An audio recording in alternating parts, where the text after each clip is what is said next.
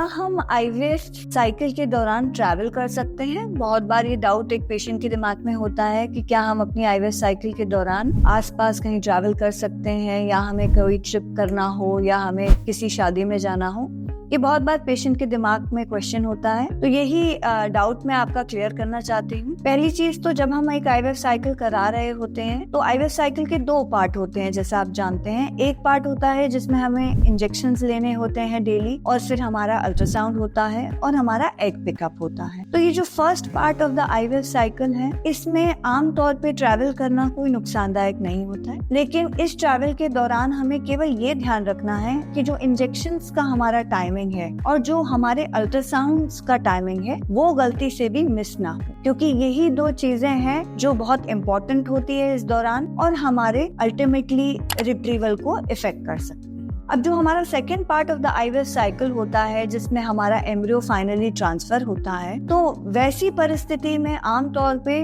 Doctors travel के लिए मना करते हैं। बट यदि पेशेंट को एक शॉर्ट ट्रैवल करनी हो तो वो शॉर्ट ट्रैवल को कर सकता है। आसपास के मरीज होते हैं जो अपने गांव से, अपने आसपास के छोटे शहरों से बड़े शहर की तरफ आते हैं अपनी एक आईवीएफ साइकिल कराने के लिए, तो वैसी परिस्थितियों में एक छोटी जो ट्रैवल होती है उसे हम कर सकते हैं। बट कोई भी बहुत लंबी ट्रैवल हो या कोई ऐसी ट्रैवल जिसमें हमें दचकों का सामना करना पड़े या और किसी तरीके की समस्या झेलनी पड़े, ये सब हमें अवॉइड करना चाहिए, क्योंकि ट्रैवल कहीं ना कहीं एक थोड़ा स्ट्रेस बॉडी में क्रिएट करती है और इसी स्ट्रेस को हम चाहते हैं कि पेशेंट एम्ब्रियो ट्रांसफर के बाद टोटली अवॉइड करे। तो बहुत ध्यान रखिए कि यदि आपने एम्ब्रियो ट्रांसफर कराया है तो आप अपने एम्ब्रियो ट्रांसफर के बाद तुरंत ट्रैवल करके अपने घर पहुंच जाएं, और उसके बाद जब तक कि आपका रिजल्ट नहीं आ जाता, बीटा HCG टेस्ट नहीं हो जाता, तब तक आप सेफली अपने घर में रहें या